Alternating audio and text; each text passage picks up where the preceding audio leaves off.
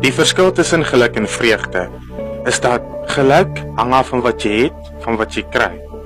Maar vreugde bly, want jy dien 'n lewendige God.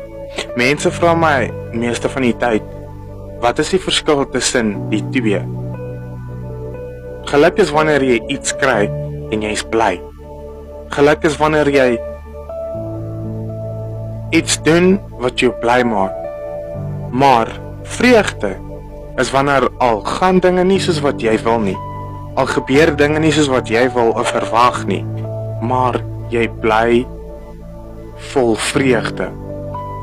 Jy is bly in tye wanneer jy nie eers moet wees nie, want die Here is by jou, want jy vertrou die Here, want jy vertrou dit wat hy doen, en jy vertrou sy plan vir jou lewe. En jy het nie depressie of anxiety, want jy weet nie wat met jou gaan gebeur nie, want jy vertrou die Here, en dis maar net vreugde. In die middel van die storm, jy sit, en jy glimlag, want jy weet, niks is groter as jou God nie, niks is groter as jou Abba Vader nie.